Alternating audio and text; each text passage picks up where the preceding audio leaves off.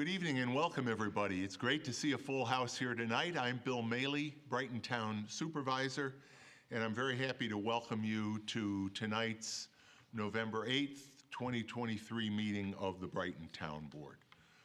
We do have a couple of proclamations and other ceremonies this evening, after which we will begin the open forum portion of our meeting. The open forum is the portion of the meeting where members of the public have the opportunity to share their comments with the town board.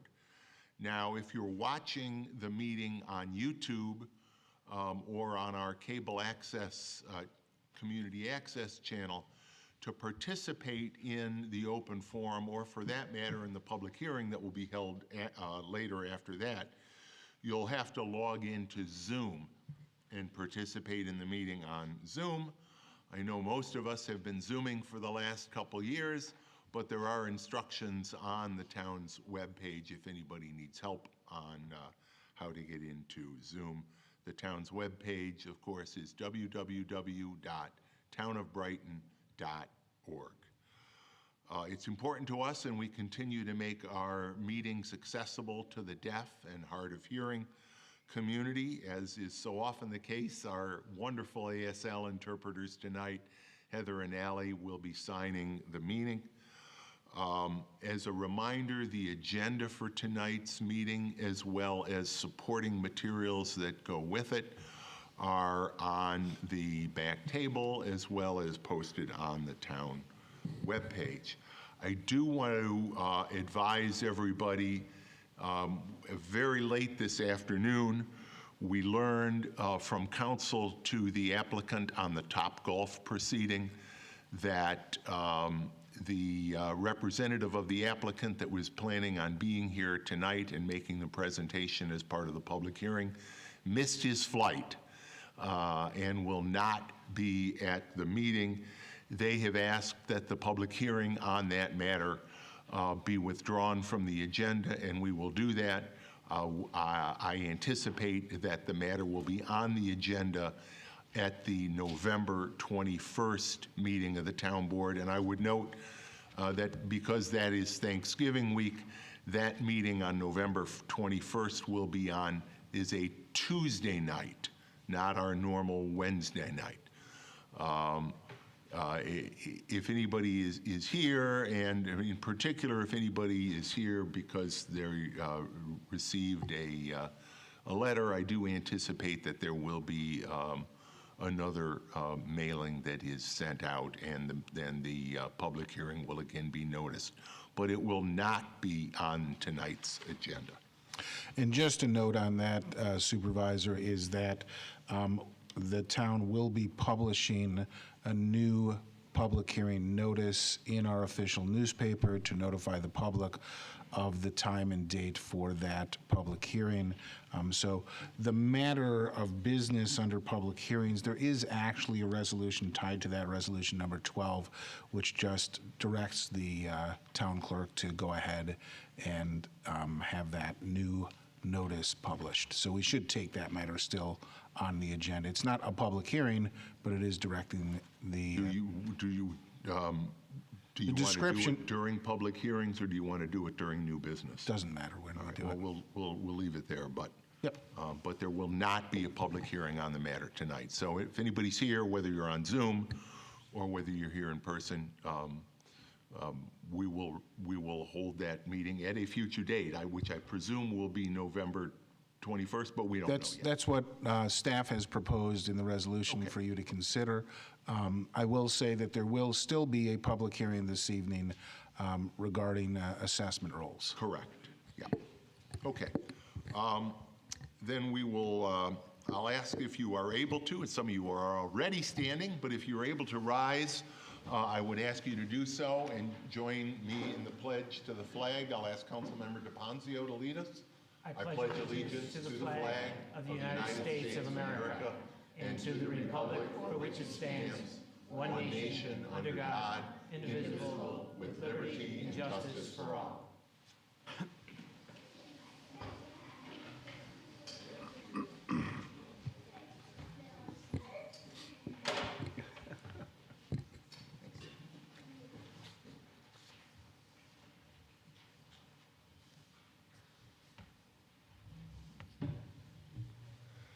Our first proclamation tonight recognizes the Diwali holiday.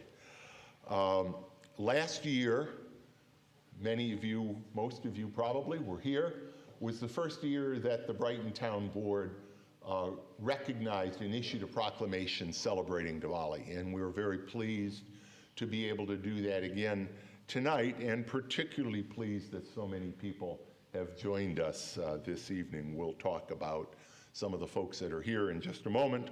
But for those who are not familiar with the holiday, Diwali is a festival of light.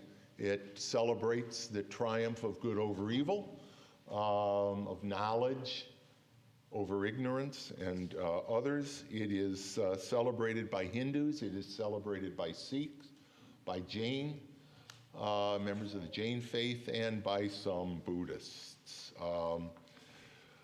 Last year we issued a proclamation and a diya lighting, and I think we're going to be doing the same again this year. And I want to acknowledge the work last year and again tonight of the Hindu Temple of Rochester. It's wonderful to have so many members of the Hindu Temple here.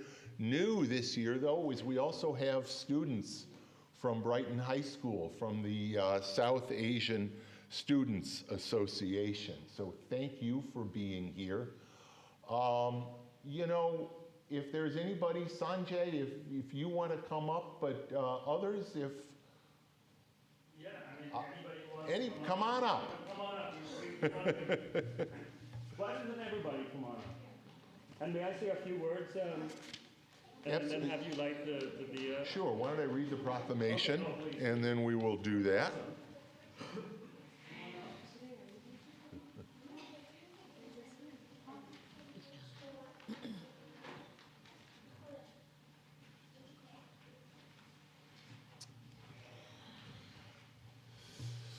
Okay, this is wonderful. I love seeing our students here. Whereas, worldwide, more than 1 billion Hindus, Sikhs, Jain, and Buddhists will celebrate Diwali, also known as a Festival of Lights, on November 12th. Whereas this 5-day festival celebrates the triumph of light over darkness, knowledge over ignorance, and good over evil. Certainly all things we can stand to celebrate. It starts upon the new moon in the Hindu month of Kartika. Whereas Diwali is celebrated by many local families who decorate their homes with diyas, rangolis. Diyas are earthen lamps. Rangolis are designs made of colored sand, powder, rice, or flower petals, and also colored electric lights. In doing this, they also share sweets and exchange gifts. Whereas Diwali is arguably the most important holiday of the year for South Asians and people of South Asian descent, and locally the Hindu Temple of Rochester celebrates this great festival with its growing membership, preserving and sharing Hindu traditions for everyone to learn about and experience. Whereas envisioned by a small group of Hindu families in Rochester in the 1970s, the Hindu Temple of Rochester began as a collection of families honoring their religious and cultural traditions in each other's homes. They eventually purchased property in 1990 and constructed the Hindu Temple of Rochester in planned stages. And whereas today, the Hindu Temple of Rochester is a place where people enjoy regular pujas or acts of worship, the celebration of festivals. They can take classes in Hindi, dance, and yoga, and in doing so, they build community and pass down traditions to new generations of children. And I'm so pleased to have some of those new generations here with us today. Now, therefore, be it proclaimed that I, William W. Maley, Brighton Town Supervisor, and the members of our Town Council do hereby recognize Diwali in the town of Brighton and encourage all Brightonians to learn more about this festival and embrace the uniting concept of the triumph of good over evil. And this proclamation is signed on this 8th day of November, 2023, by myself and by all of the members of the Brighton Town Board. And I'm very pleased, Sanjay, to present this to you and to all the members of the community. Thank you.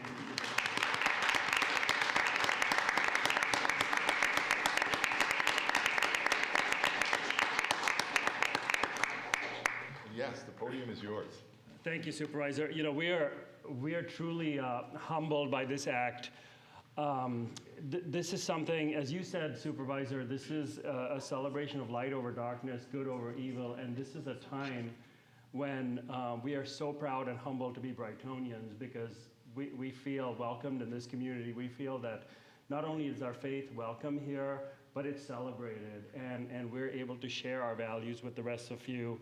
And so we are very appreciative to you and the entire town council for recognizing this at this point in time. And we're very excited that this year we brought some high school students and, you know, some younger kids here who are enjoying and adding some light and color, which is what this festival is all about. At a time of great darkness in the world, we have friends in this. We have brothers and sisters of the Jewish faith and the Islamic faith that are really struggling right now in celebrating their faith. And we're just so proud that we live in a town that has protected us, kept us safe, and cherishes all that diversity of faith. So we thank you very much. I'm also personally excited to be here to watch the swearing in of some of the officers that I've been involved in the hiring process of. So you know, I'm very excited that you not only include our community in the recognition like this, but also in active involvement in the town. And most importantly, I just want to say firstly, congratulations to you and all those who won an election yesterday to the town board, to town supervisor. And we're most excited that we have one of our own, someone who celebrates Diwali, that's going to be the next town justice in Brighton, Vic Vilku there. So he's like a brother to me, and I'm just so excited. So this is a very special day for us. We did bring you some sweets, Supervisor, that you're welcome to share with your colleagues if you wish. And there's some more snacks there, which Neelam G brought from the temple that are blessed by the temple. And we'd also love for you to light the diya in celebration and recognition. Thank you. That would be an honor. Thank you.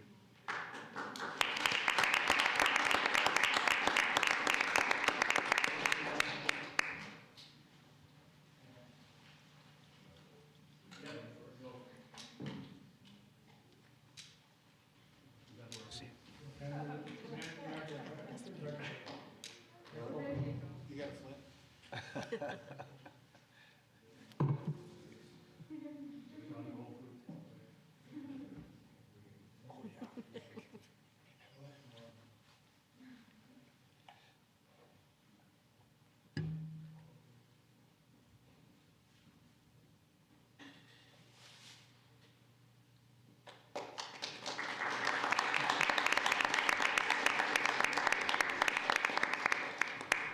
Thank you so much.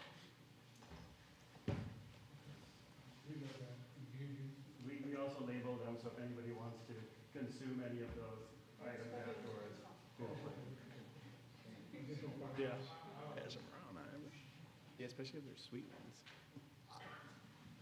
I will certainly invite everybody, but I also want to just mention one thing, because following up on one of the things Sanjay mentioned, our next act in just a moment will be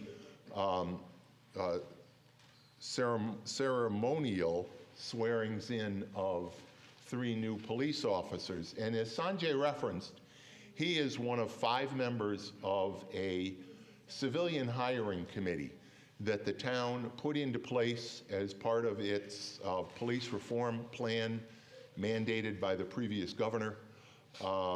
That committee, Sanjay is a member of that, Councilmember Corrado is a member of that, but it was at the recommendation of the reform report presented by United Christian Leadership Ministries, UCLM.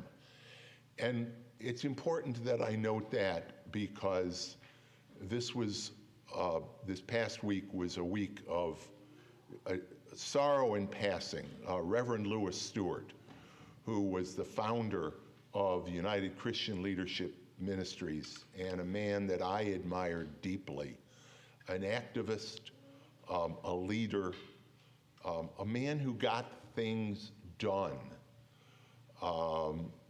lost a long battle with illness. And his homegoing ceremony was this past Saturday, but it was Reverend Stewart in his UCLM report of recommendations that recommended that communities establish these hiring panels. We did that, and among the 5 members was Sanjay, and I appreciate your service and everybody else's service. So thank you. I'll tell you what, I think what we'll do is we'll continue with these proclamations, but everybody should feel free to sample some of this wonderful food. I know I will in just a moment. But I also do want to move to our next proclamation because a lot ties in together this evening. We recognize November as Native American Heritage Month in the town of Brighton. And as we do that, and yes, let me invite our representatives from the indigenous community to come join us. I will first acknowledge that the town of Brighton, this town hall, but all of the town of Brighton, is situated on the ancestral and traditional lands of the Onondaga tribe of the Haudenosaunee Confederation, which we recognize and respect as the traditional custodians of this land throughout the generations. We pay our respects to the Onondaga elders, both past and present. The history, the culture, and the traditions of the Onondaga are truly worthy of our understanding and study, and we praise those, including those here in the room this evening, who keep those traditions alive. We recognize that the study of their traditions, their culture, is of ongoing importance if we are to truly understand the history of this community and our nation. And as we do that, we support efforts to ensure that we and future generations continue the study of that history, those traditions, the culture, and respect them in a way that is honest and truthful, so that in the words of Sacagawea, the great orator who was also known as Red Jacket, we may always work together to brighten the chain of friendship.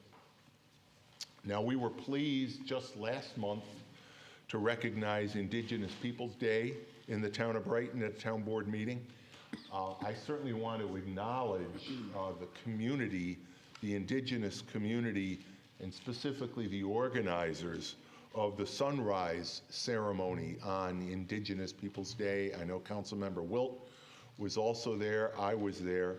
It was a powerful ceremony, but the wealth of information, of knowledge that I heard that day for the first time, I am so glad I attended that event. So to all those who organized, made that event happen, I'm really pleased. Kendall Scott is with us today. Thank you. Just you? Okay, all right. Well, then let me read this proclamation. Whereas the roots of Native American History Month can be traced back to this region as an early proponent of the creation of what he then called, quote, American Indian Day, was Dr. Arthur C. Parker, a member of the Seneca Nation, who was New York State archaeologist and later director of the Rochester Museum and Science Center. Whereas this year, the theme of Native American History Month is celebrating tribal sovereignty and identity, which underscores the importance of the local annual commemoration of the signing of the Canandaigua Treaty. the longest valid treaty between the United States and indigenous people. We acknowledge the work of the Indigenous Peoples Day Committee towards raising the visibility of indigenous peoples and their local legacy. And whereas the Indigenous Peoples Day Committee is committed to honoring, celebrating, and elevating indigenous peoples and cultures by sharing the long and rich history of Native Americans in this region, including that of the Haudenosaunee, whose governance model of participatory democracy is one of the bases of our present-day democracy. Now, therefore, be it proclaimed that I, William W. Maley, Brighton Town Supervisor, and again, all of the members of our town board, do hereby proclaim November as Native American History Month in the town of Brighton. We thank the Indigenous Peoples Day Committee for their education and outreach, and ask our residents to learn about and celebrate the richness of Native American heritage and history here in the town of Brighton and the greater Rochester area. This proclamation is signed this 8th day of November 2023 by myself and by my colleagues on the town board. And Kendall, I'm very pleased to present it to you. Thank you. Thank you for being here.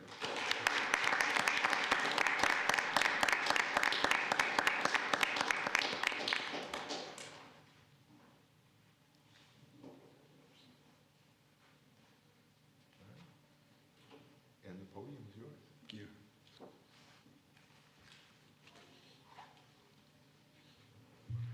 Maui Scano. Well, thank you for being here tonight. My name is Kendall Scott. I'm a member of the Kickapoo tribe of Oklahoma. My traditional name is Nasakweskaka. I'm from the Bear Clan. I'm honored to be here tonight. Today I stand before you with immense gratitude and humility as we gather to celebrate and acknowledge the incredible work being done by the Indigenous Peoples Day Committee and its dedicated members. I would like to emphasize that this recognition belongs to all of us.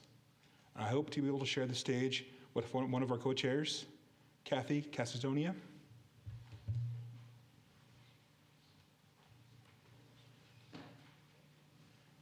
As we accept this honor, it's a moment of profound significance.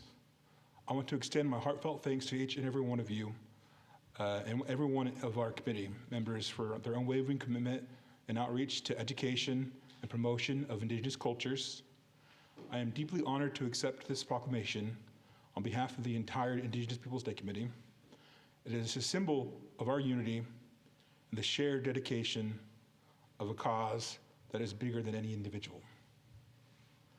Our committee understands the power of outreach and education in its healing and reconciliation process for the Indigenous peoples and the communities. We firmly believe that sharing truth and knowledge is essential. And we have actively engaged with our communities to achieve this. We have strived to bring education and awareness to the people across the Rochester area, emphasizing the importance of honoring and celebrating and elevating Indigenous peoples and cultures. I must take a moment to acknowledge the meaningful work we have undertaken to recognize the second Monday of October as Indigenous Peoples Day in the city of Rochester, New York. We have been an alliance of multicultural individuals and organizations working together to promote the well-being and growth of the Rochester Native American community. As we all of other ethnic cultures and Native cultures, we have not forgotten the struggles of historically excluded groups in the community. And this proclamation is a testament to our collective efforts. In our collaborative efforts to elevate Indigenous Peoples Day, we see Brighton as a town worth pursuing.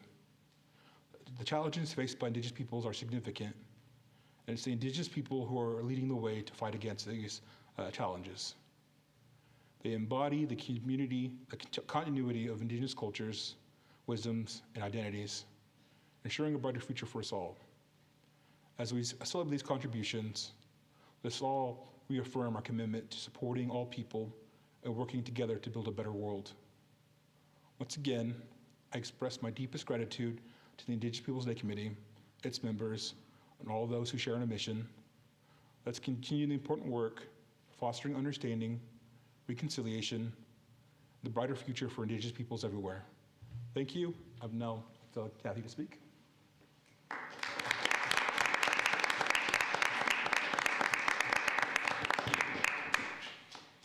Wow, that was so powerful. I'm co-chair of the Indigenous Peoples Day Committee in Rochester, and I stand here proudly to say that because I co-chair it with Ronnie Pollack, who is Indigenous. We came together in partnership. I'm Italian American, and I did not believe that Columbus represented me and my people and my heritage.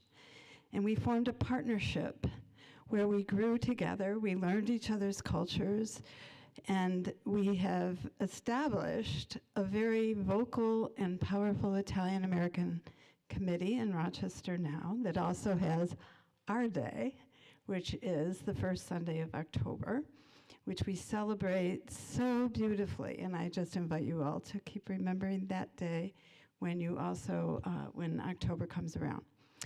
That said, it took us 6 years to get Indigenous Peoples Day into Rochester. We can proudly say it's the first major city in New York State to have done that.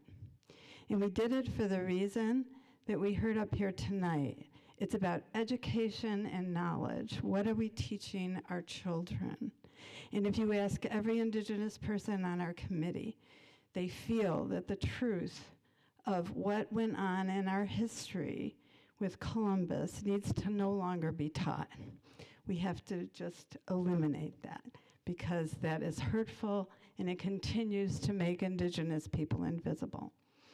So, in appreciation for Brighton, our next task before us is to look to the towns around Rochester and say, what is being taught in your town? And we would love to be in partnership with you to be one of the first towns in Monroe County to also declare Indigenous Peoples Day. This is a goal, and we, like our goal with the city, it took building partnership with city council members and others. So we hope to have those partnerships with all of you and look to the future where truth and knowledge, as all of you have shared, right? It's about knowledge and truth. So thank you very much.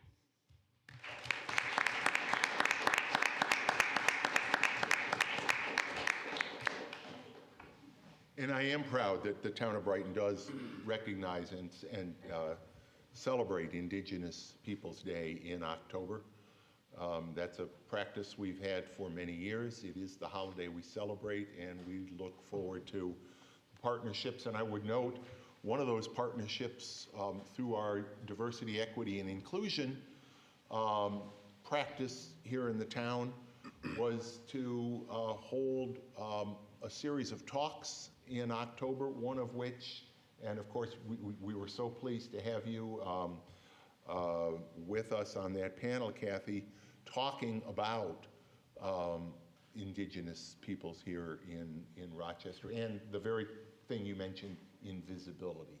So we're pleased to both celebrate Indigenous Peoples Day as well as Native American Heritage Month here in November.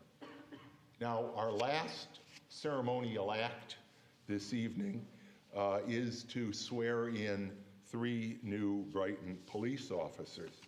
And I think as we're going to learn, and I mentioned the ties that we have tonight, we are swearing in Brighton's first Native American police officer this evening, and I'm very proud that that milestone is a part of the ceremony. But I will ask Deputy Chief Mike Desane and is Chief Cathaldi with us? There, yeah, of course he's with us. They're focused. Gentlemen, come on up, and we will let you do this great ceremony. So I'm glad that we can be here this evening to restart our tradition of swearing in officers here in front of the community. I think it's very important to introduce them not only to the town board, and I'm glad to see everybody here tonight. Usually when it's filled up this much, it's not for a celebrated event like tonight, so I'm really glad to see that. So these officers have already been officially sworn in, and although it's ceremonious, I think it's still very important to let the community see the caliber of young officers we have willing to serve this town. There'll be many tests that these officers face throughout their career, and I ask that each and every one of you remember this night and live up to the oath you're about to take tonight. And just to let you know, with law enforcement agencies facing the recruiting struggles that we've seen throughout this county and nation, with these 3 new officers, we'll only have 1 opening left. So I'm very proud to get these officers on board. So first up, Officer Kroll, why don't you step up here? Dan, you want to come up? We'll swear them in one at a time. You want to have your parents come up? Look at your photos. Come on. Look at mine.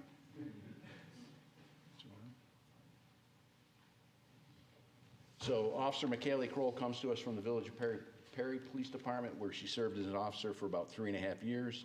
As I said, she's joined here by her parents this evening. She's a 2018 Alfred University graduate with a bachelor's degree in criminal justice and sociology. And she also played college basketball for all 4 years? Did I get 2.5. that? 2.5 years? And she's been here since April of this year. So Dan, without further ado.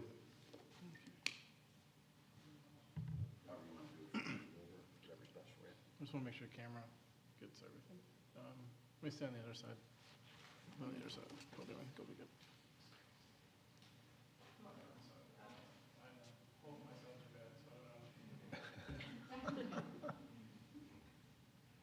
Raise your right hand. Repeat after me. I, McKaylee Kroll. Do solemnly swear. Support the Constitution of the United States. And the Constitution of the State of New York. And I will faithfully discharge the duties of Brighton police officer according to the best of my abilities.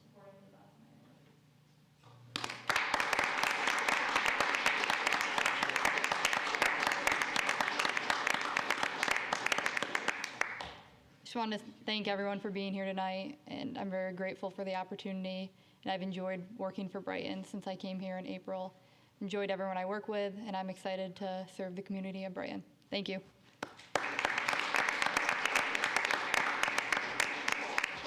Thank you. Taylor, you're up next. Officer Taylor Agnello comes to us from the University of Rochester Department of Public Safety, where she worked for 2 years. She is also the first new academy hire since 2019. She's joined here tonight by her significant other. Come on up. Did I get anybody else? Anybody else? Yes. Officer Agnello is a 2020 SUNY Brockport graduate with a bachelor's degree in criminal justice, where she graduated with honors. As I stated, she started the police academy in May. Are you done yet? Yes. Another week? No, we're done. You're done. Just So she'll, post-academy. okay. So she's in post-academy training now, where she has, when she comes back to us, she'll have a 12 to 16 week field training program where she will be evaluated on a daily basis. Dan? Taylor, start.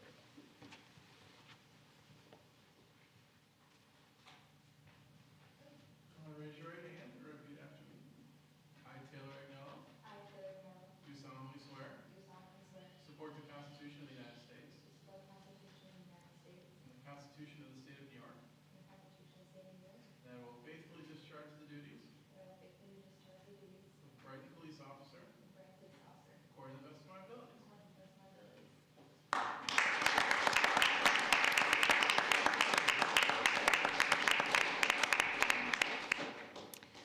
All right.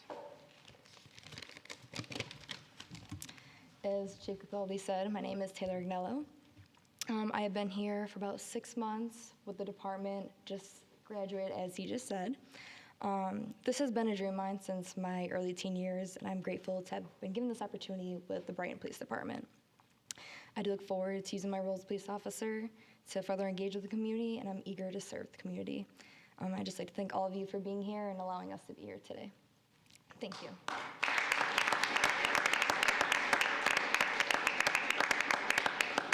Chance, come on up.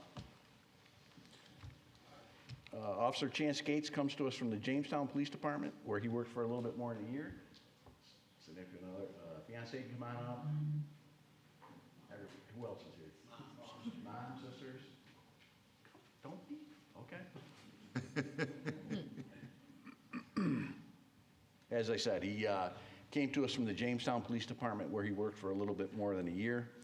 Chance is unique in that he paid his way to go to the police academy rather than being paid while in training, which I really think shows his dedication to becoming a police officer. Officer Gates is a 2017 graduate of Genesee Community College, where he earned a liberal arts degree. He also has completed coursework at St. John Fisher University, working towards a degree in criminal justice with a minor in religious studies. Chance also has numerous college achievements as a lacrosse player, like being named first team all-conference while at Genesee Community College, and then second team all-conference while at St. John Fisher. He's been here since last month, and he is still in his field training program. So Chance, Dan.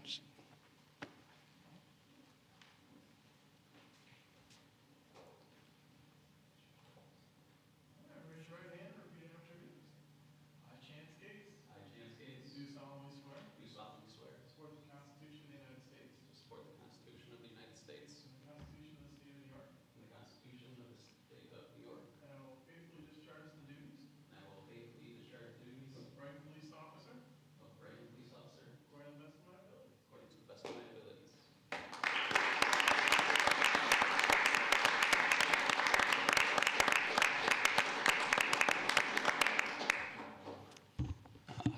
Just thank everyone for coming tonight. I want to thank the council members, chief, and the rest of the Brighton department for giving me this opportunity.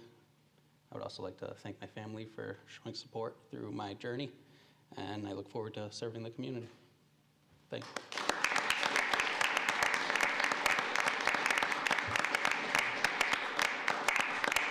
I want to say thank you again, everybody, for coming. We're going to have refreshments downstairs for all of you. So without further ado, unless you want to stay for the town board, take your family down and enjoy some cake, and I appreciate you coming. Thank you. Thanks, Mike. And let's have one more round of applause for these great police officers.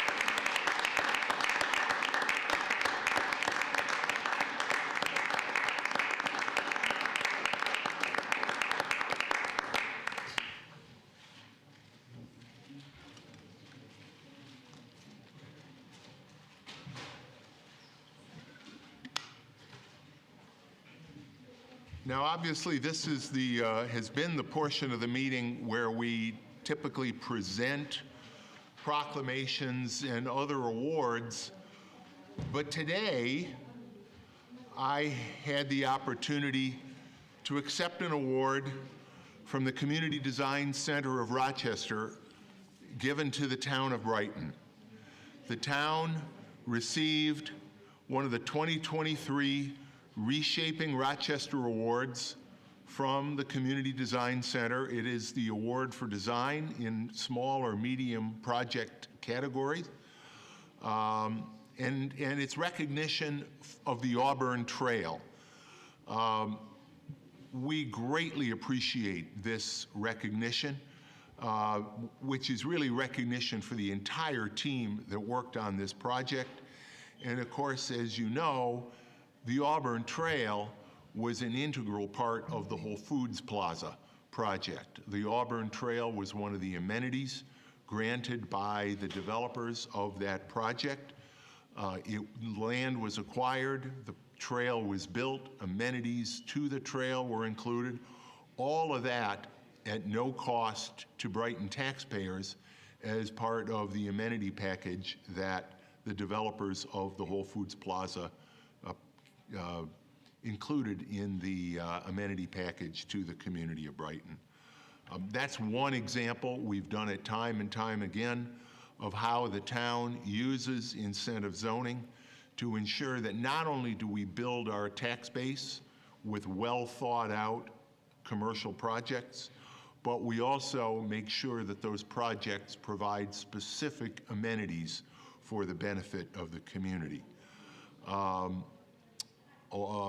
Councilmember Robin Wilt was also at the luncheon, as was Jason Haremza from our planning department. So we were very pleased. This will be hanging here on the wall in the main lobby of Town Hall. And we really thank the Community Design Center, which does so many great things for the community, including working with the town of Brighton a number of years ago on a charrette relating to Monroe Avenue. They are quite a community design and development resource. Okay. We will now begin the open forum, which we hold at the beginning of every town board meeting. And I do want to say again, I know some people have come in while we've been here. I do want to note, after the open forum, we will have a public hearing, but we will not be holding the public hearing relating to the proposed incentive zoning and rezoning application for Top Golf, which was withdrawn at the applicant's request because the representative of Top Golf was not able to get here tonight, didn't catch his flight, and we anticipate that that will be scheduled at a future time, although we will be taking action on a resolution relating to resetting that public hearing. Anything, Ken, you want to add on that? Okay, Not so yet. there will not be that public hearing, but the open forum is a less formal opportunity for members of the public to address the board concerning any matter relating to the town, whether or not it's on our agenda tonight. If you are here to speak to the 2024 Special District Budget Charges and Assessment Rules public hearing, I would encourage you to wait until that public hearing is called, which it will be after the open forum. Now, if you are here in person and want to speak during the open forum, you can raise your hand. If you're on Zoom and want to speak, use the raised hand function on Zoom and you'll be let into the meeting. Your audio will be allowed and you'll be able to speak. Now, I do ask all speakers during the open forum, whether you're in person or remotely, to please state your name and address. Please limit your remarks to not more than 3 minutes. I will give you a 30-second warning before your time expires. We may not be able to answer your questions, particularly if your question relates to a matter that's not on tonight's agenda. But our goal here tonight and during the open forum that we hold at every town board meeting is to give you the opportunity to share your thoughts with the town board and for us to be able to listen to your words. So therefore, we ask that you direct your remarks to members of the town board. Please don't address them to the room or to other speakers. Please refrain from personal attacks and from outbursts of any kind during the open forum, out of respect for the speakers and for the time of everyone here tonight. Is there anyone here in the room that would like to address the board during the open forum? Is there anyone on Zoom that would like to address the board during the open forum? I see someone that just entered the room, so I'll give that person an opportunity to use the raise hand function on Zoom. If anybody would like to address us. Hello, my name is Manu. What is your name, sir? Speak with the licensing. Okay. Hearing, if someone on Zoom would like to enter the open forum, they're going to have to raise their hand.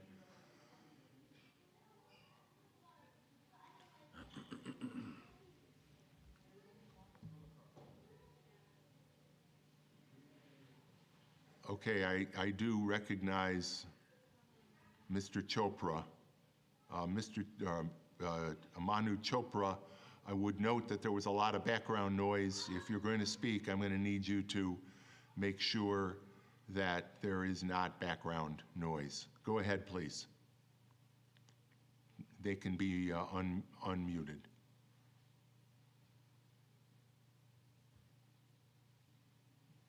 Hello, sir. Yes, go ahead. Okay, my question is,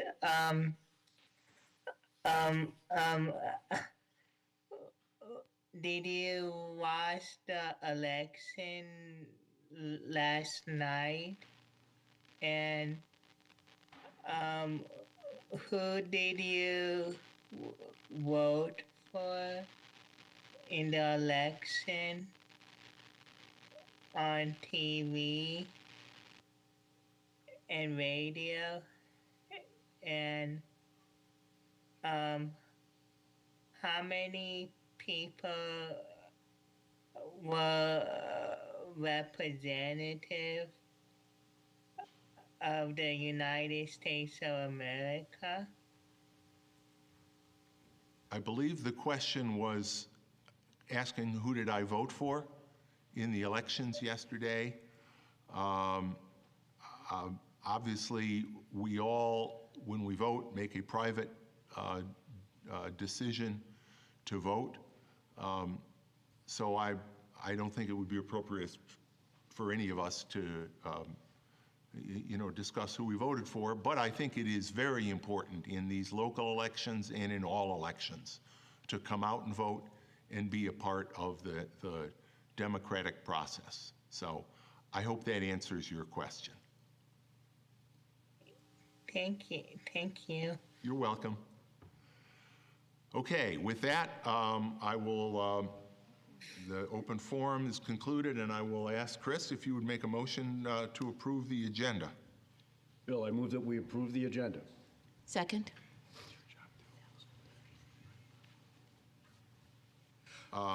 We have a motion.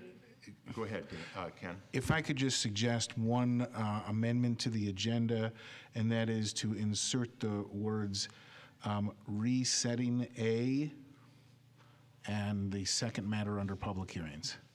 So it'll read resetting a public hearing for the proposed incentive zoning rezoning application for Topgolf at East Henrietta Road. Good, thank you. Acceptable. Who's Acceptable to the movant and to the seconder? Yes. Okay. So we have a motion seconded to vote on the agenda, on the approval of the agenda. If there's no further comments, Dan, please call the roll. Councilmember DePonzio? Aye. Councilmember Werner? Aye. Councilmember Wilt? Aye. Councilmember Corrado? Aye. Supervisor Mealy? Aye. We do have one public hearing tonight. You'll recall at the last meeting, we approved the 2024 town budget. That followed a public hearing. We also held a public hearing on the 2024 special district budgets, charges, and assessment rolls. We held that second public hearing open and did not take action on the special district budgets, charges, and assessment rolls based on the request of our finance director, because we had not received yet from the county the final modifications to the assessment rolls, which are based on the outcomes of small claims challenges to property assessments. We've now received that information from Monroe County.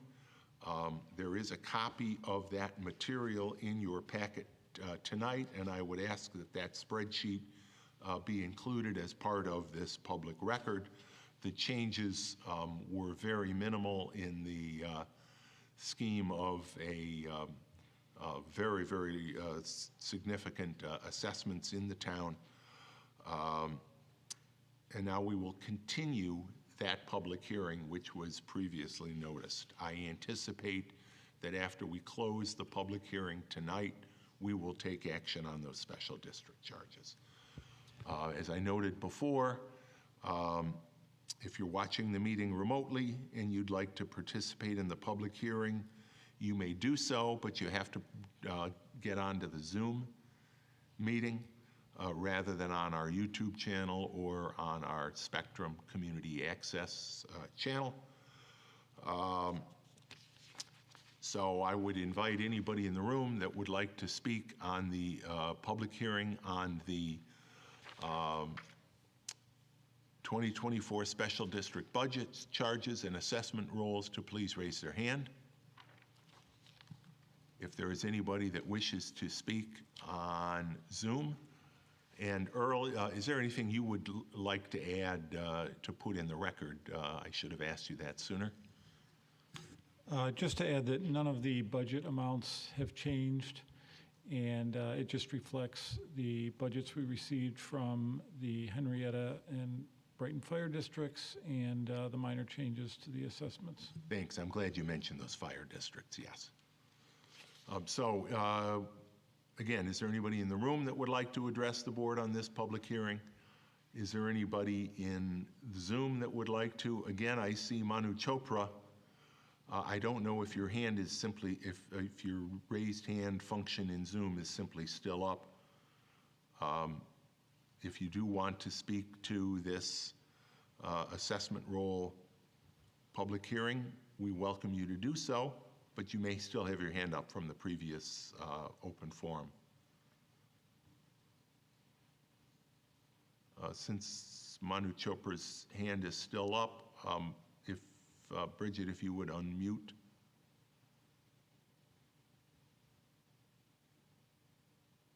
And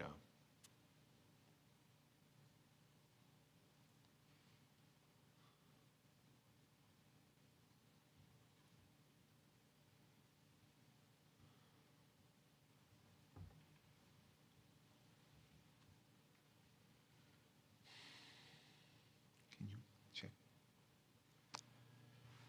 I just want to make sure we're not missing his comment. If someone could check with Bridget to. Sure, I just wanted to put a comment on the record for the public hearing before I did that. Okay, Everett will go out. And that is that, Bill, you had mentioned the spreadsheets. The spreadsheets are, in fact, already a part of the public record. They are part of the agenda packet that is on the website, that is in front of each of the town board members and you as supervisor, and also in the public packet. So those spreadsheets are there for the public's review. Good.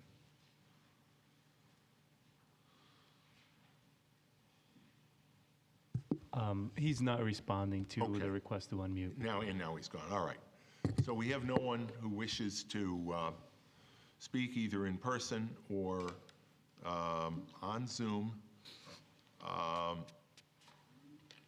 Then I declare this public hearing to be closed. And Jason, if I could have a motion on this resolution. Yes, with respect to the 2024 special district budgets, charges, and assessment rolls, I move we adopt the resolution as prepared by the town attorney. Second. Any discussion? Hearing none, Dan, please call the roll. Councilmember DePonzio? Aye.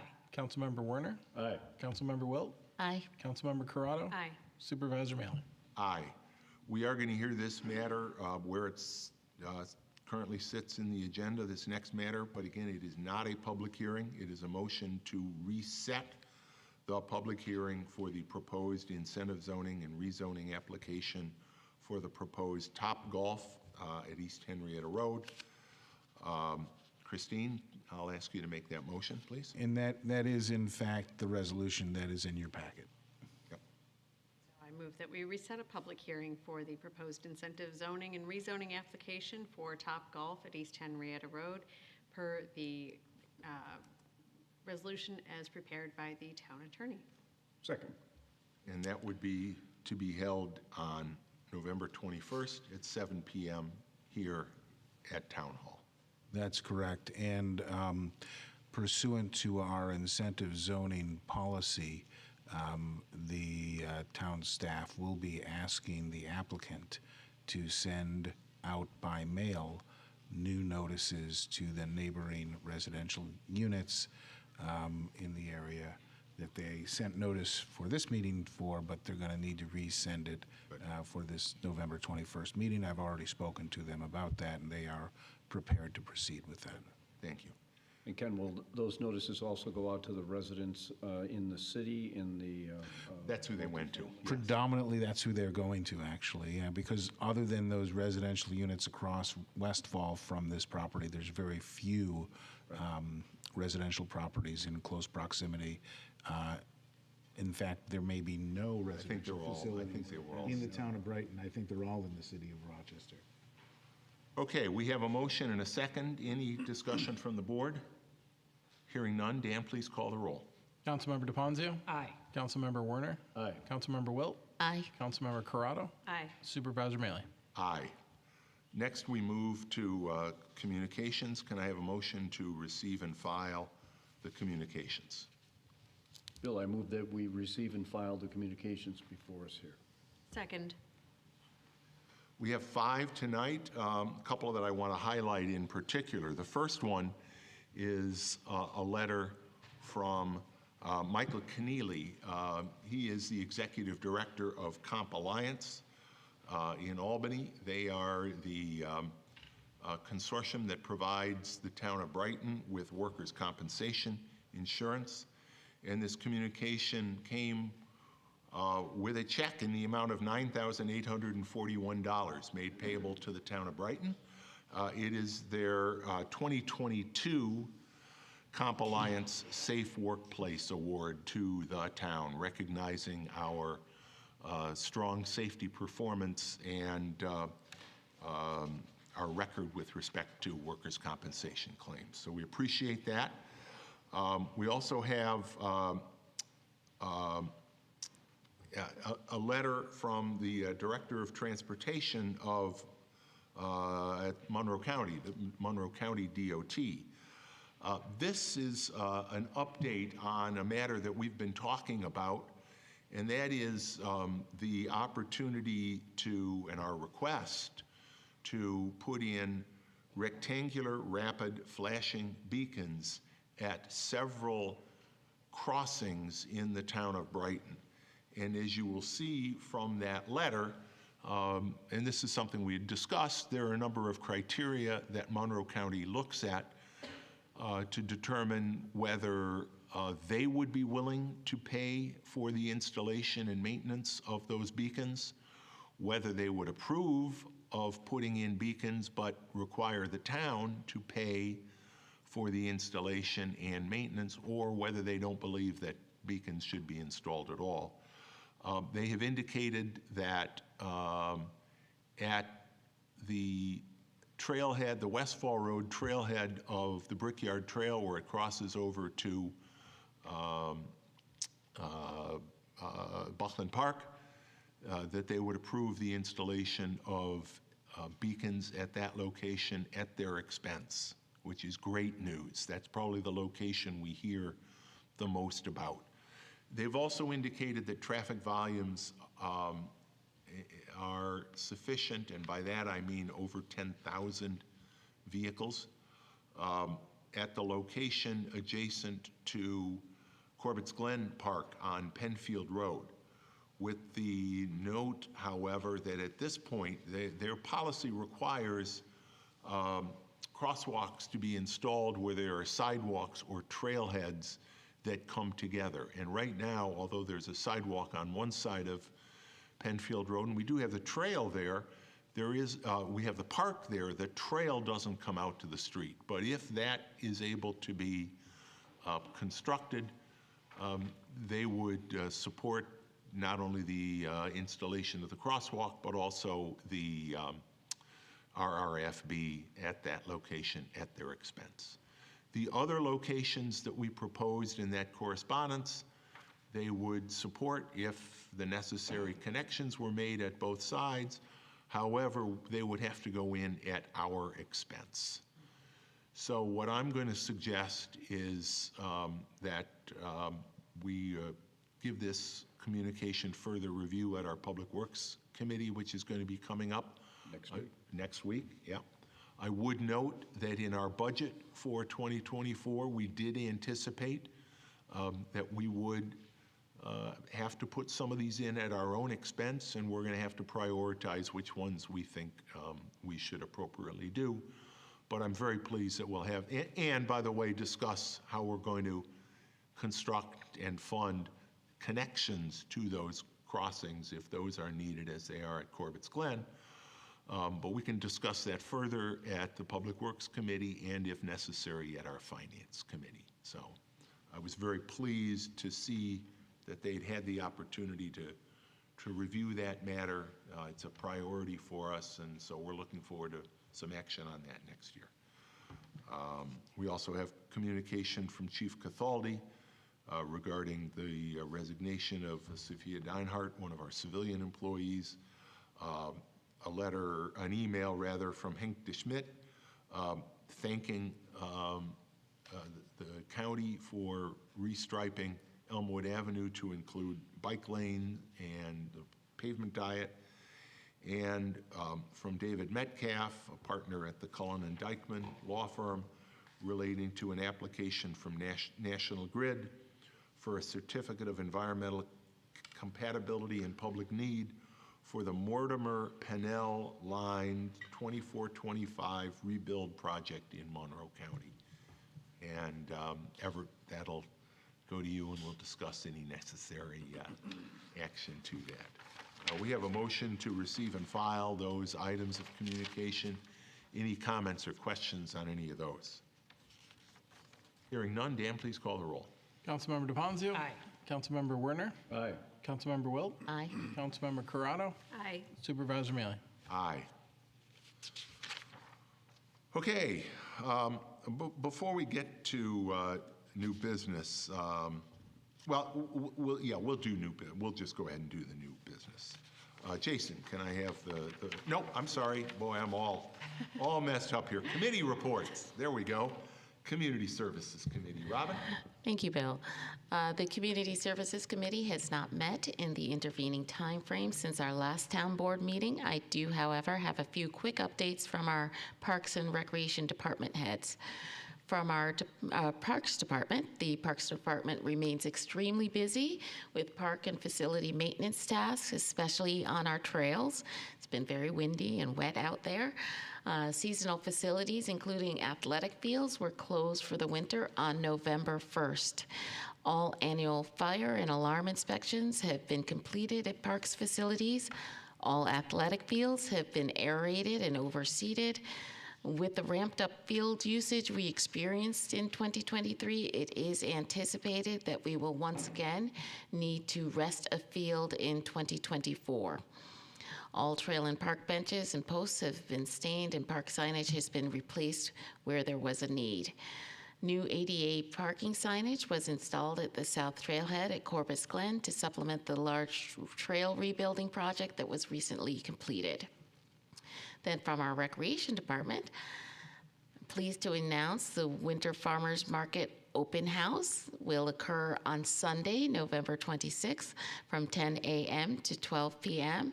at 1435 West Fall Road. We ask that you please join us as we celebrate the long-awaited opening of the Winter Farmers Market building with an open house. We will have remarks and ribbon cutting at 10 a.m. and the open house, as I mentioned, will proceed from there on till 12 noon. There will be no regular farmers market that day on November 26th. Our fall program registration is currently underway for all members of the community with our Recreation Department. Full details and program offerings are available online at www.townofbrighton.org/rec, R-E-C. Or you can please call the Rec Department with any questions. That number is 585-784-5260, extension 0. Our Brighton basketball leagues for youth are underway. You could join us this fall and get in on the basketball fun. Sign up today so you don't miss out on all of the basketball this fall.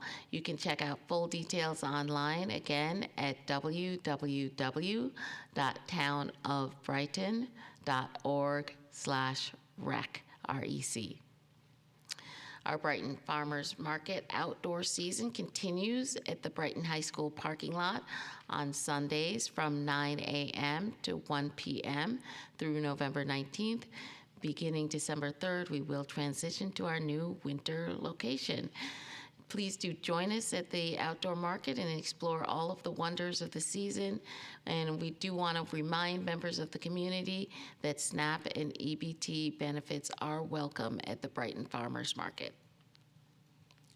In other programming, our Brighton Seniors Lunches Out and About is in full swing. You can check out our monthly calendar and join us on a lunch out and about in the community. The locations change, but we always have a good time with friends enjoying food and sometimes some very lively entertainment.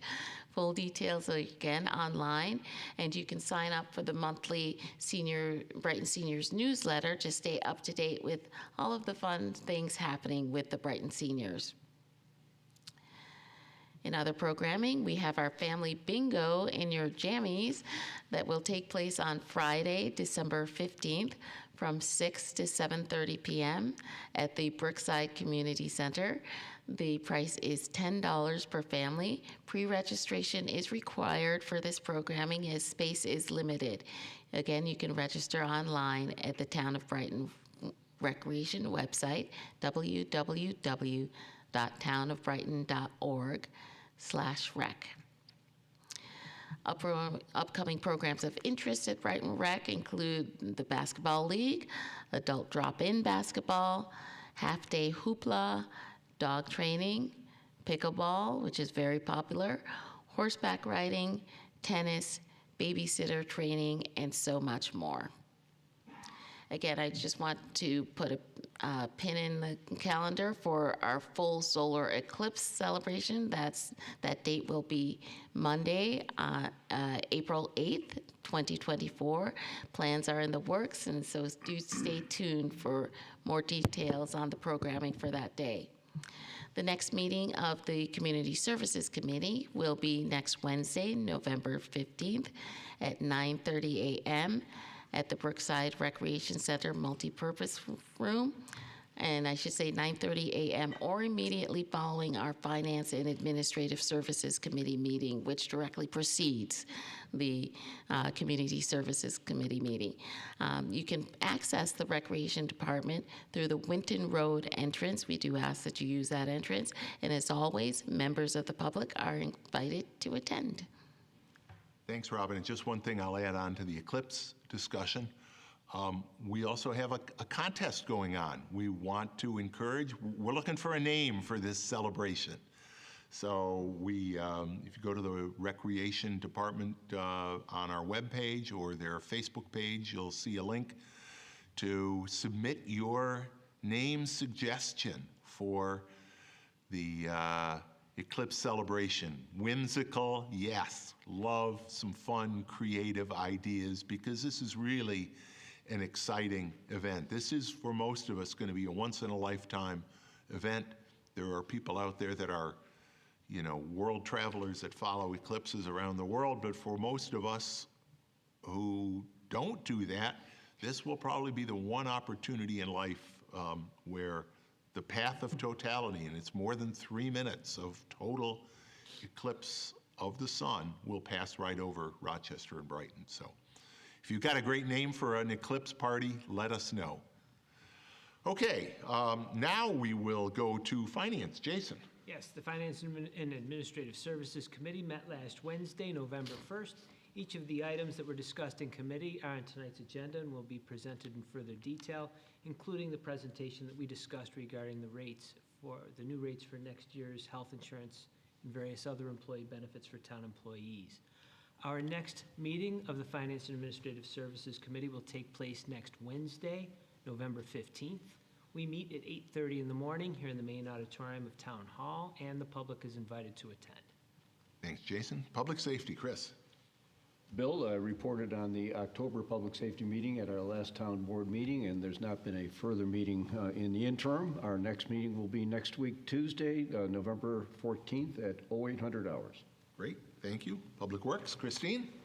Public Works has not met since the last town board meeting, but we do meet next on November 14th at 9 o'clock or immediately following Public Safety.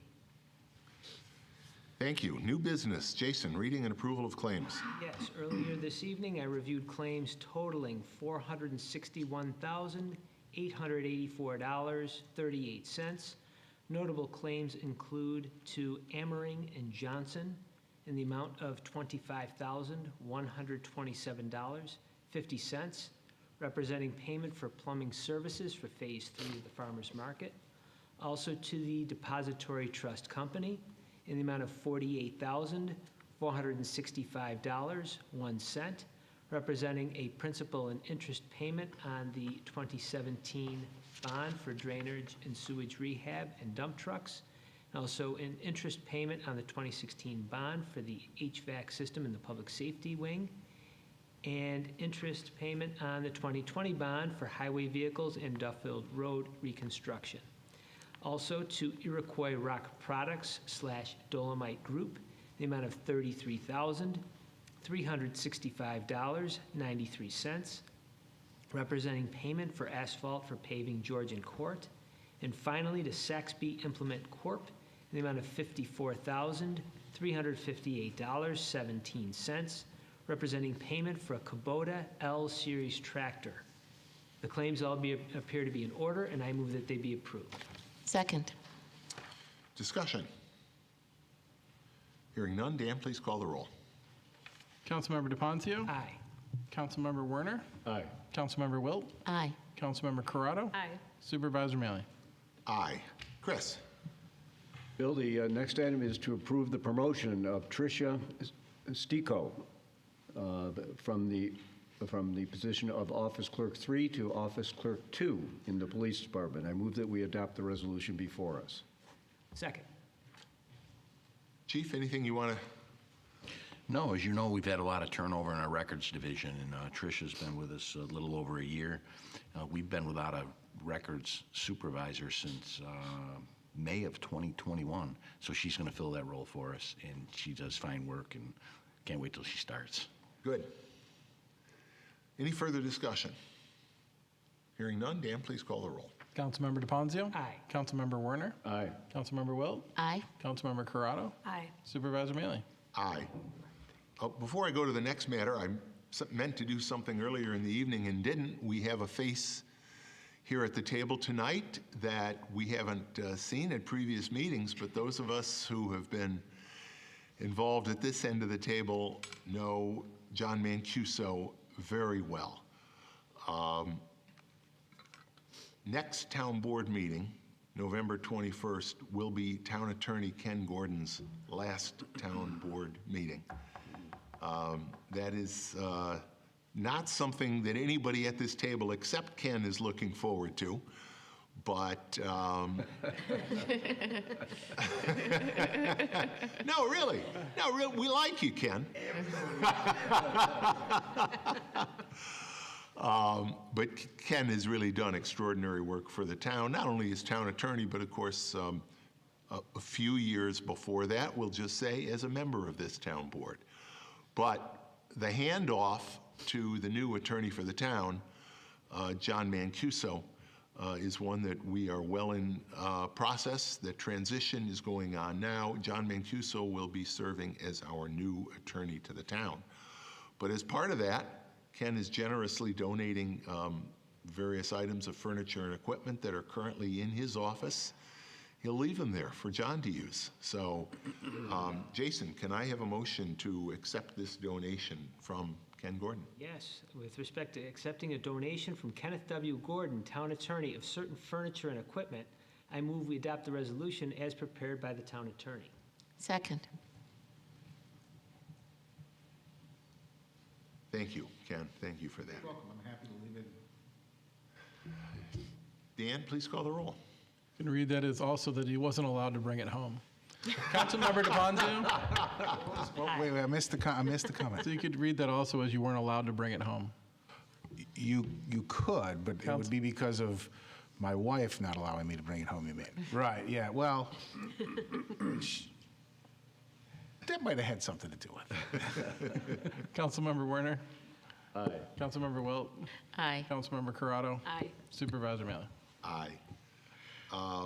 Jason, the next one too, Yes, please. the next matter seeks to declare as surplus or junk certain fixed asset items in the Information Technology Department for sale, donation, or disposal.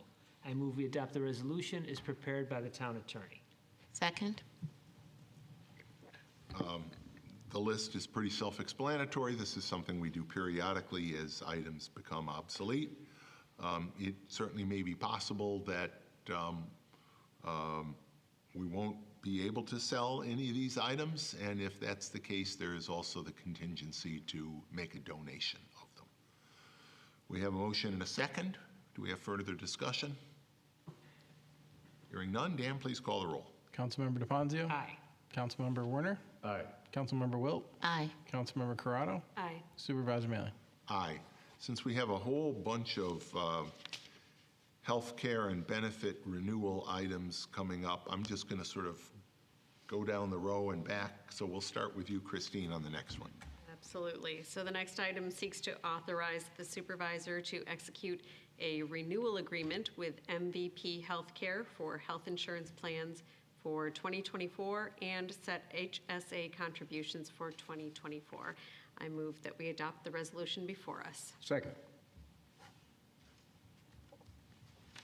Any discussion on those? Hearing none, Dan, please call the roll. Councilmember DeFazio? Aye. Councilmember Werner? Aye. Councilmember Wilt? Aye. Councilmember Corrado? Aye. Supervisor Mealy? Aye. Chris? Next item is to authorize the supervisor to enter into an agreement with Excellus Blue Cross Blue Shield for the provision of dental benefits for 2024. I move that we adopt the resolution before us. Second. Discussion? Hearing none, Dan, please call the roll. Councilmember DeFazio? Aye. Councilmember Werner? Aye. Councilmember Wilt? Aye. Councilmember Corrado? Aye. Supervisor Mealy? Aye. Jason? Next seeks to authorize the supervisor to execute a renewal agreement with Lifetime Benefit Solutions, Inc. for the administration of employee flexible spending accounts for 2024. I move we adopt the resolution as prepared by the town attorney. Second? Any discussion? Hearing none, Dan, please call the roll. Councilmember DeFazio? Aye. Councilmember Werner? Aye. Councilmember Wilt? Aye. Councilmember Corrado? Aye. Supervisor Mealy? Aye. Robin? The next matter seeks to authorize the supervisor to execute a renewal agreement with IMED for the provision of vision and eyewear benefits for 2024. I move that we adopt the resolution as prepared by the town attorney. Second. Discussion? Hearing none, Dan, please call the roll.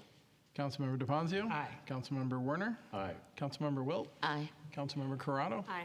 Supervisor Mealy? Aye, and I would note, these are all matters. These are typical of the matters that are discussed at the Finance Committee. And although it may seem as though we're going through these fairly quickly, they are fairly routine, but they have each been discussed at the Finance Committee last week. Anticipating these rates coming out also while developing the budget. Correct, exactly. Jason, the next matter. Yes, the next matter seeks to authorize the supervisor to enter into an agreement with Aetna for the Medicare Supplemental Insurance Plan for 2024. I move we adopt the resolution as prepared by the town attorney. Second? Any discussion on this matter? Hearing none, Dan, please call the roll. Councilmember DeFazio? Aye. Councilmember Werner? Aye. Councilmember Wilt? Aye. Councilmember Corrado? Aye. Supervisor Mealy? Aye. Chris? Next item is to authorize the supervisor to execute a renewal agreement for the Teamsters health plans for 2024. I move that we adopt the resolution before us. Second. The Teamsters, for our employees who are members of the Teamsters Union, and it's a relatively small group of mostly park and sewer employees, but the Teamsters Local has its own health plan, which Teamsters members are required to participate in rather than the health plans that are offered by the town of Brighton. But again, we do have to renew those arrangements for the coming year. Any further discussion? Hearing none, Dan, please call the roll. Councilmember DeFazio? Aye. Councilmember Werner? Aye. Councilmember Wilt? Aye. Councilmember Corrado? Aye. Supervisor Mealy? Aye. And Christine, the last matter in new business. The last matter seeks to adopt the high deductible health plan as the only plan option for non-represented employees and elected officials hired or first taking office on or after January 1st, 2024.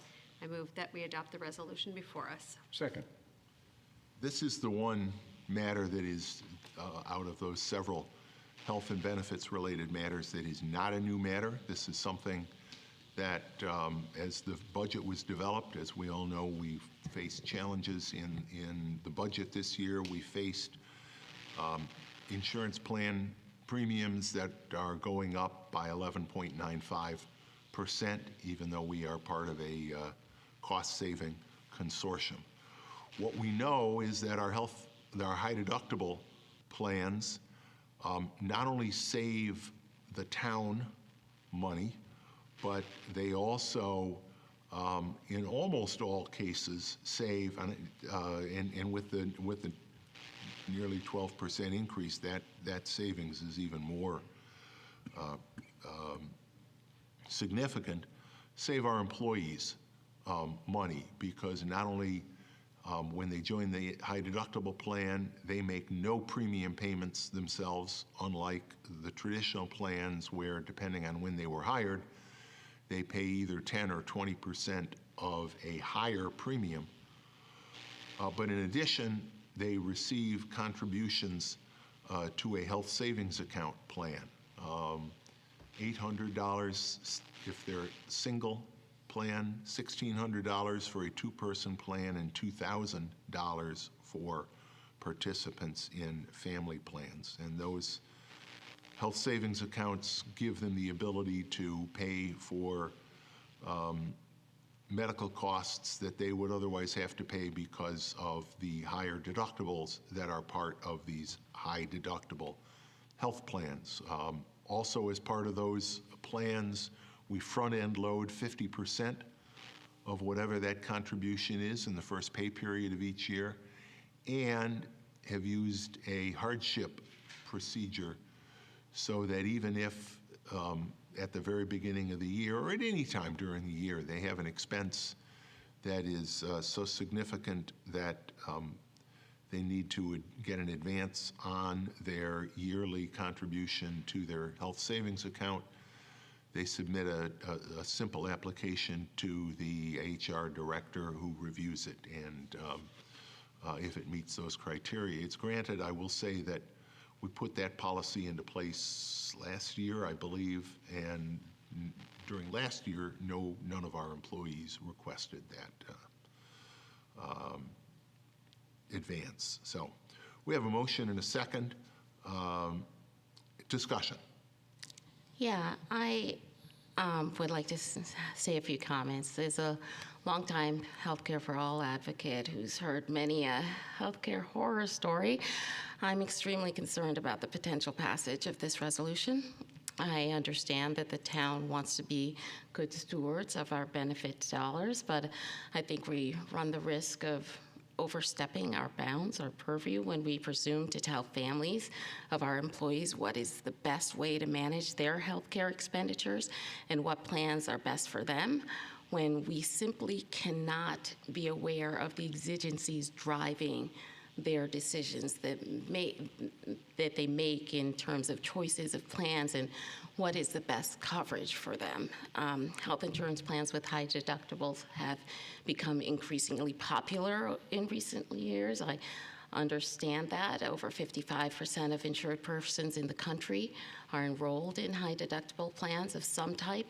And while these plans do offer certain advantages, such as lower monthly premiums or no premiums and the ability to contribute to a health savings account, they also come with potential drawbacks that I think individuals need to consider before enrolling. However, if we remove the individual choice from that equation, it's impossible for our employees to potentially steer their healthcare expenditures in a direction that best benefits their families and adequately weighs those drawbacks. And I want to go through some of the drawbacks. One is financial burden. One of the main drawbacks of having a high deductible under an HDHP is the potential financial burden it can place on individuals and families. With high deductible plans, the deductible amount is typically significantly higher compared with traditional health insurance plans. In the case of our HDHP that we currently offer, it's several $1,000s, which is an order of magnitude more than the deductibles with our other plans that we currently offer. This means that individuals may have to pay a substantial amount of money upfront or out of pocket for medical expenses before their insurance coverage starts. This can be particularly challenging for those who require frequent medical care or have chronic health conditions, as they may need to meet the deductible multiple times throughout the year for different coverages, whether it be mental health, gender-affirming care, or care for ongoing disability. We simply don't know whether any given employee has the ability to cover that upfront expense without enduring additional hardship. And I think even filling out the hardship forms is, in fact, a hardship when you are facing a healthcare exigency. So, secondly, another drawback of high deductible plans is the limited coverage that they provide until the deductible is met. Until the deductible is reached, individuals may have to pay the full cost of medical services, including doctor's visits for specialty items, prescription medications, and diagnostic tests, depending on the coverage. Research well documents that this can result in individuals delaying or foregoing necessary medical care due to the potential for high out-of-pocket costs.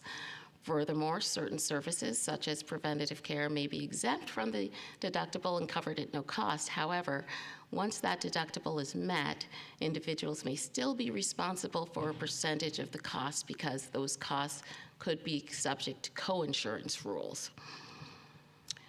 Thirdly, there's risk of medical debt. Having a high deductible under an HDHP also increases the risk of individuals accumulating medical debt. If unexpected medical expenses arise, individuals may struggle to afford the high out-of-pocket costs, leading to financial strain and potential debt. This can be particularly concerning for those with limited financial resources or who are already facing financial challenges.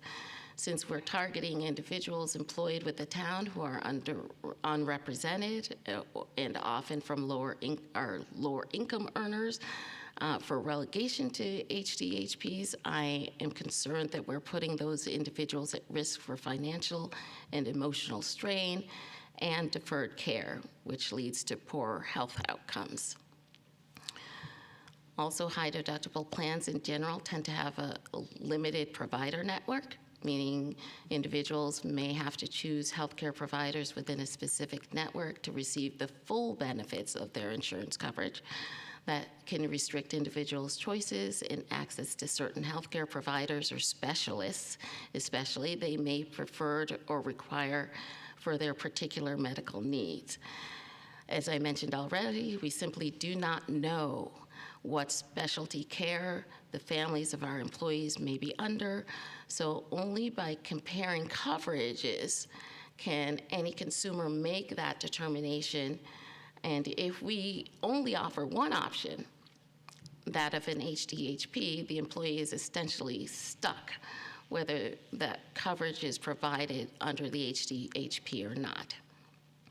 And fifthly, the lack of preventative care utilization is also well documented. Due to the high out-of-pocket costs associated with high deductible plans, individuals may be less likely to seek preventative care services.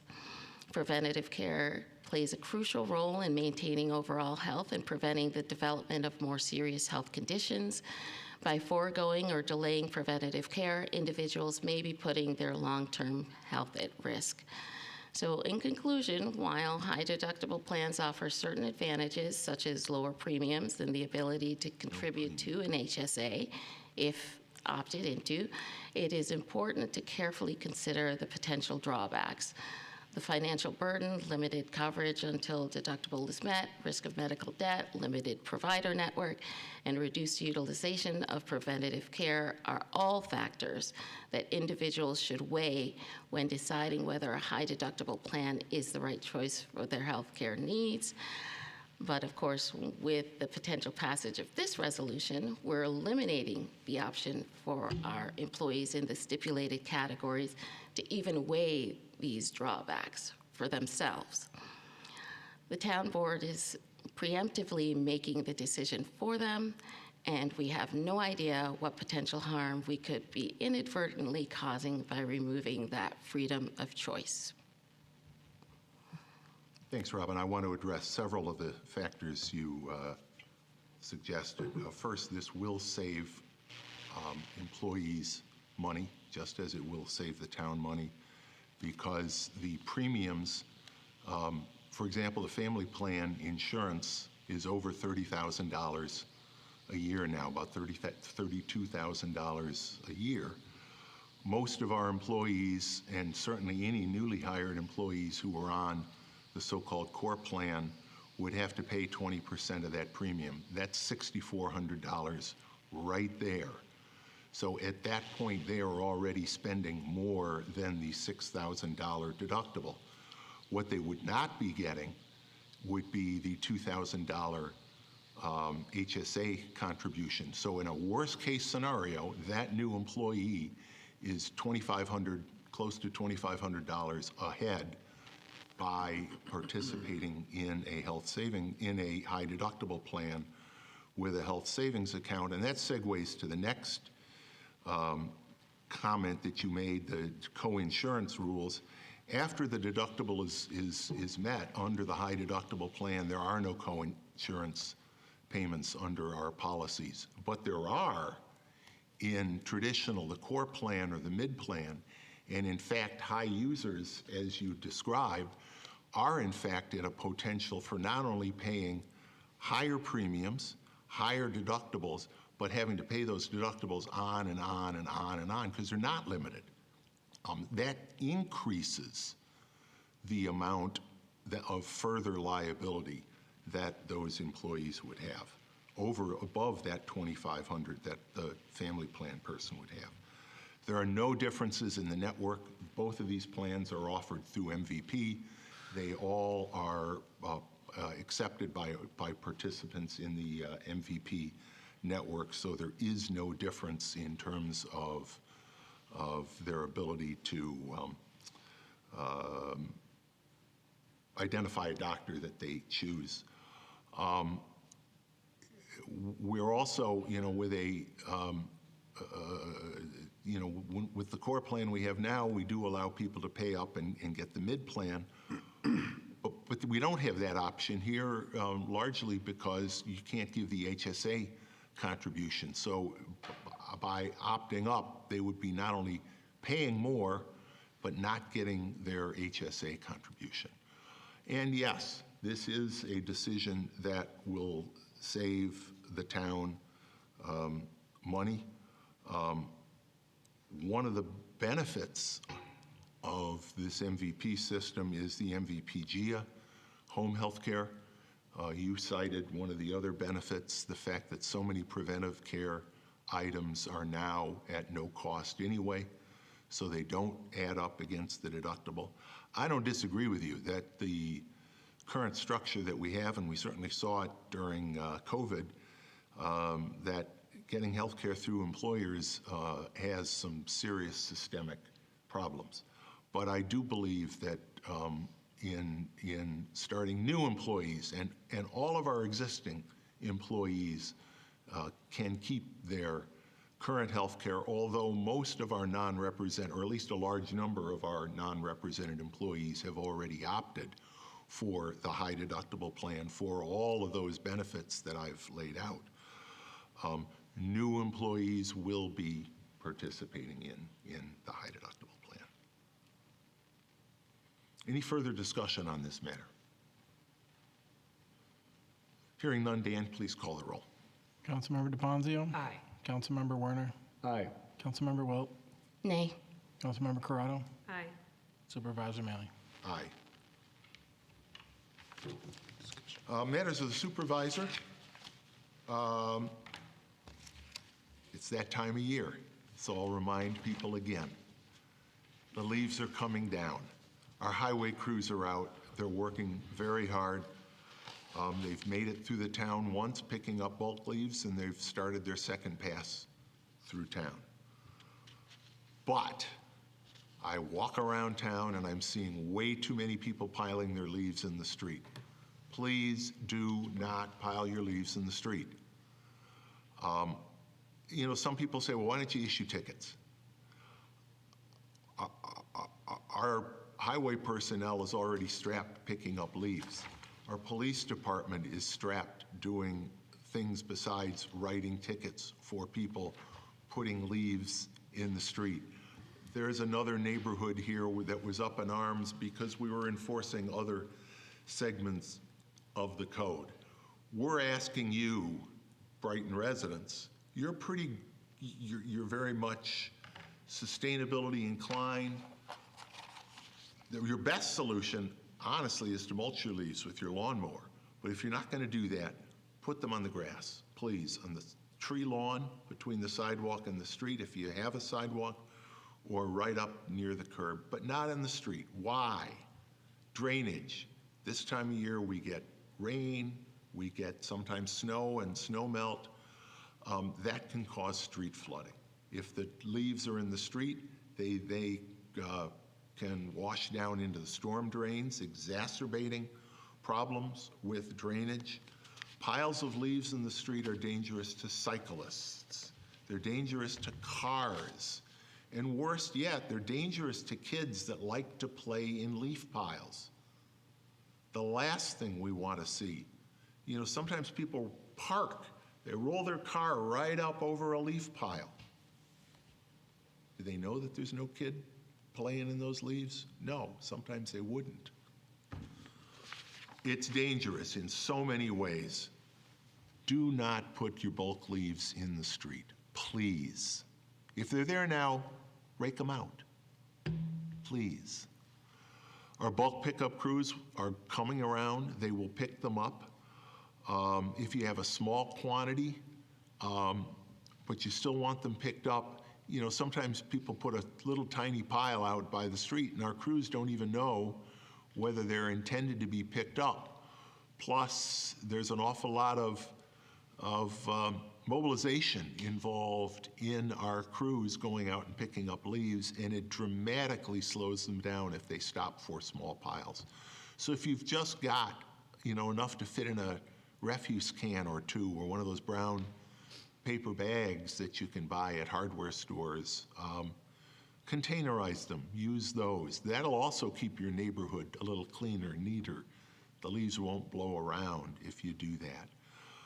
This is one of the ways our highway department has improved our pickup process, and we ask you to help them help us keep the community as clean as we can with the leaves picked up. One more reminder, although I know most of us have pretty much finished lawn mowing for the year, we don't pick up grass clippings as part of the leaf pickup. Leave your grass clippings on the lawn. Mulch them. Mulch the leaves. It'll give you a better lawn next year. I'll just put in a plug as well. That'll help you. You won't have to fertilize and herbicide and do all those other things. The town of Brighton doesn't use herbicides. The town of Brighton doesn't use pesticides on its lawns, its playing fields. And we ask you to do the same thing. Follow that example. Mulch your leaves. If we pick them up, we do mulch them. We take them to our organic landfill facility where they're mulched. But if you leave them right on your lawn, you'll be fine. The grass will grow in this. And by the way, the grass will grow if you put, you know, the grass is going dormant this time of year. So the grass will be fine in the spring. Pile your leaves on the grass, please. I'll say it again in 2 weeks. I'm a broken record this time of year. But there's a reason we ask you to do that.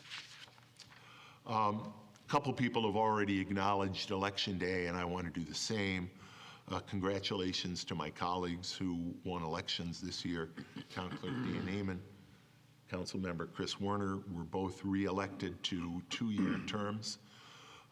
Council Members Corrado and Wilt were not up this year, but Vic Vilcu, who was here earlier this evening, was elected as Brighton Town Judge. He will be succeeding Judge Karen Morris, and Judge Morris has served the town of Brighton well for 29 years. It's an extraordinary record.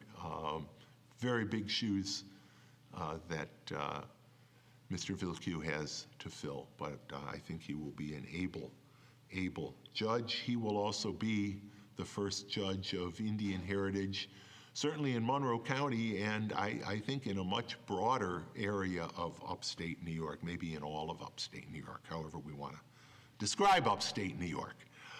And Supervisor, I might suggest that my term might extend an additional 2 years for a total of 4 years. Correct. Yes, 4 years, absolutely. Supervisor and clerk have 2-year terms. Council members have 4-year terms. Also want to congratulate Nate Salzman, who will take office as our newest 4-year term town board member, and Nate is with us this evening. Congratulations to you, Nate, who will be sworn in on January 1st. And let me mention that the swearing-in ceremony will be held on January 1st, probably right here in Town Hall, but all the details on that will follow. Congratulations to all the successful candidates throughout Monroe County, but also kudos to the people who ran and didn't win. I was there once. It's not fun, but you've all done a good thing by participating in the process.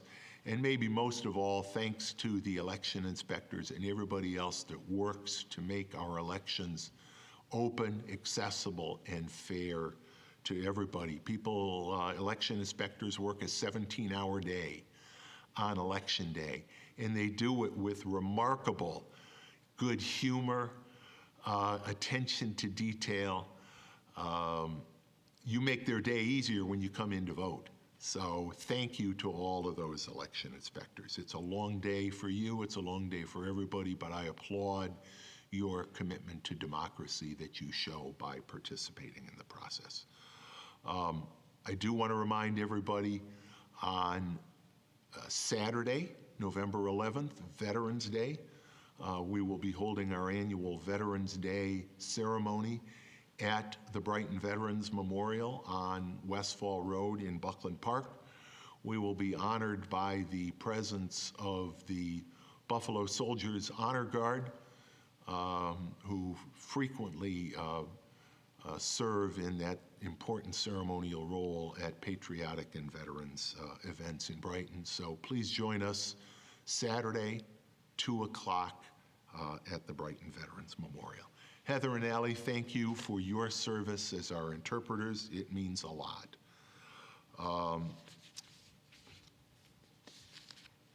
Matters of the town board.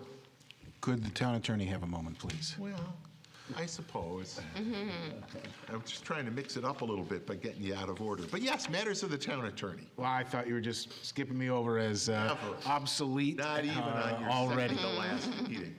Lame duck town attorney talking. Lame duck town attorney wants to also join you, Supervisor, in congratulating you, first of all, in your reelection as town supervisor. Dan Amon as town clerk, and Chris Werner to a 4-year term as a town council person, and to Nate Salzman, who's out in the audience as his new term will begin January 1st, or his first term will begin January 1st. First of many, I hope, as a town council person, and Vic Vilcu, who was here earlier on his election to town court. Well-run campaigns, well-deserved victories. The reason that you folks have won is because the Brighton residents know that you will serve them well, and that is hats off to you. And on a lighter note, I do need a executive session to discuss the employment of a particular person, and if I could have a motion for that at the end of the meeting, please. Will do. Matters of the town clerk. Thank you, Ken. Dan.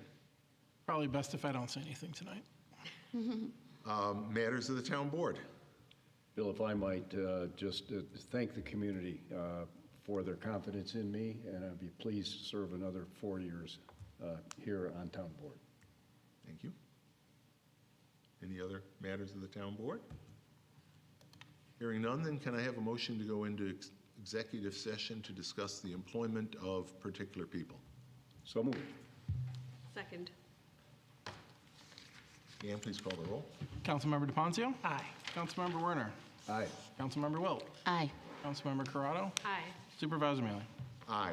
I don't expect we'll be coming out into public session after our executive session. So just a reminder, our next town board meeting, Tuesday night, November 21st at 7 p.m. right here in Town Hall. Have a great evening, everybody. Please, as you leave, there's some wonderful Yes. food items there that the members of the Indian community brought for Diwali. Please partake. Nice. Glad we get